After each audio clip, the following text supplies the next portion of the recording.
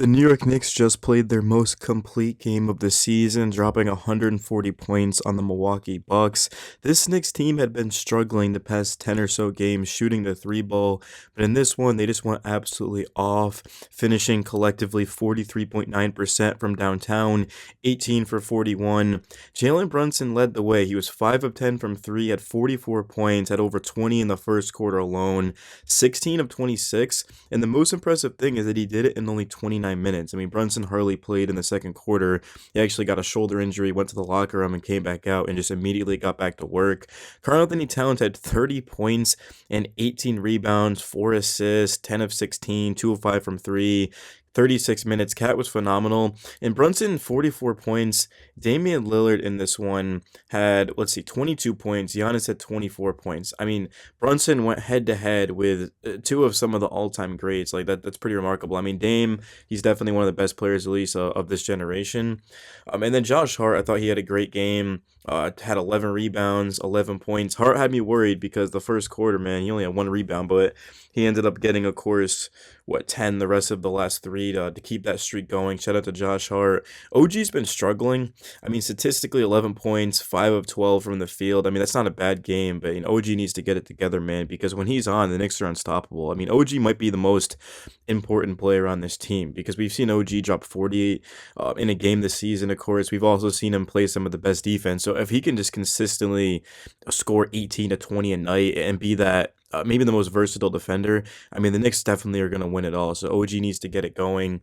And then in terms of Miles Bridges, bro, I'm tripping. Sorry. Mikal Bridges, 6 points, 2 of 5 from the field. I mean, Bridges, he took 2 shots in the first 2 minutes of the game, and then he ended up not shooting the rest of the way. I mean, it was just kind of confusing. I mean, he took a couple of shots, but Bridges just wasn't even looking at the basket in this one. He wasn't being aggressive, and you can tell that slump he's been in has definitely just affected his overall thought and process going out there. So he's got to turn it around too, because he hit his first three, and I'm thinking, okay, Bridges is so back, and then just nothing the rest of the way. But he did have 6 assists, so I'll give him that. Good job.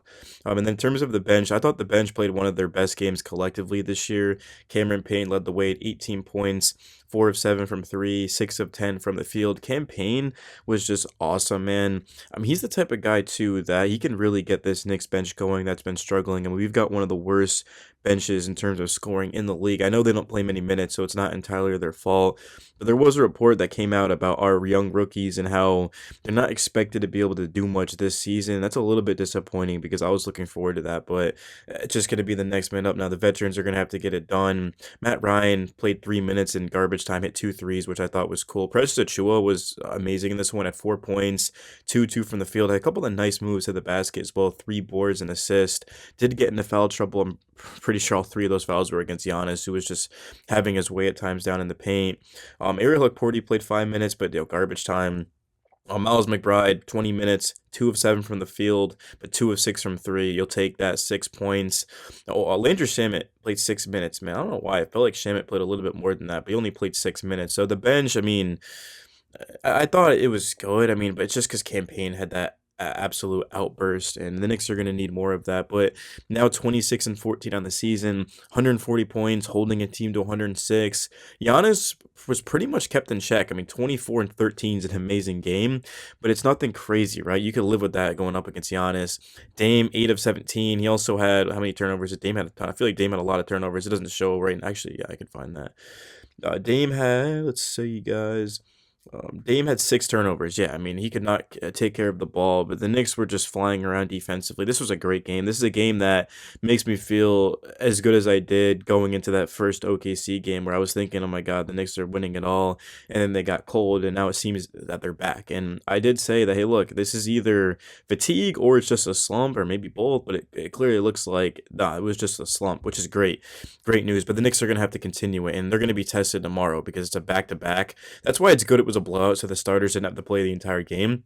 The Knicks are going to be at home at MSG against the Pistons. That's going to be a fun one, man. The Pistons are red hot. Normally, when we play the Pistons, I'm thinking easy win, even though they did beat us last game. But I'm thinking, yeah, this team's just not that great. But the Pistons, all of a sudden, you look closely, and I think they've got a winning record. I don't know. I don't only follow the Knicks, if I'm being honest. But the Pistons they've been playing high level basketball. They just lost to the Warriors, which was their first loss of the entire month of January, which I know it's currently January 12th and I'm recording this, but it's the Pistons, man. They're playing well. They've got Cade, they've got Duran, they've got Tim Hardaway Jr., former Nick, who's now starting for them. They've got Thompson as well, one of the two brothers. So it should be a fun one. But just looking at the Knicks, I mean, that slump we went in was just, it was heartbreaking, man. The Knicks were playing so well. I mean, that 9 game win streak, and all of a sudden they lose three in a row. They beat the Raptors, the helpless Raptors, and they get blown out by the Thunder. The Bucks, I mean, they're not the best team in the world. They got a winning record. They're going to make the playoffs. But when you blow out a team like that, it feels great, man. It really boosts your confidence. So Monday, tomorrow against the Pistons. Wednesday is going to be at Philadelphia.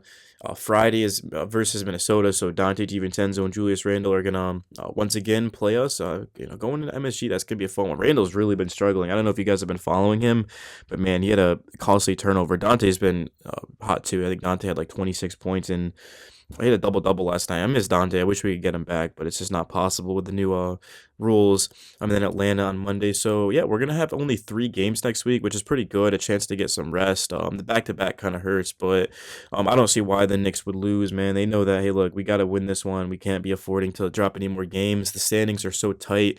And with this win, let's see, the Knicks, like I said, they're going to go to 26-14. We're now 2 games behind Boston, who is playing at the time we're recording this. Hopefully they lose. And to be honest, I don't think anyone's catching Cleveland. They look phenomenal. And Cleveland, I mean, yeah, I don't think anyone's catching Cleveland. They look phenomenal, and I think they're going to be a serious threat. But the Knicks, they just got to win the games in front of them, get the highest seed they can, and definitely continue to play the bench. I mean, the bench has looked awful at times and hasn't had that many good stretches. But tonight, just Campaign, man, he was so aggressive and he was knocking down shots. And Campaign was so good that they were just putting him out there with Jalen Brunson, and I think that could be a lot of fun. But Deuce McBride, OG. Yeah, Mikhail, like these guys got to get going, bro. I mean, it can't just be Cat and Jalen Brunson, Josh Hart every single night. Other guys are gonna have to step up and make some plays. But hopefully the Knicks do make a trade at the deadline. I love to add in another big, and I love to add in another wing just to give some depth. I know it's not even really possible, but imagine Harrison Barnes and Nick Richards. I mean, the Knicks would be significantly better. It's just OG, Mikhail, Josh. They got to do everything. The Knicks don't have someone off the bench like Bakom Dadier, man. If he were to play more, would be perfect because he could play probably 3 positions. He could play the 2, the 3, the 4. Put him out there, and then also like Hukporti could play for Cat.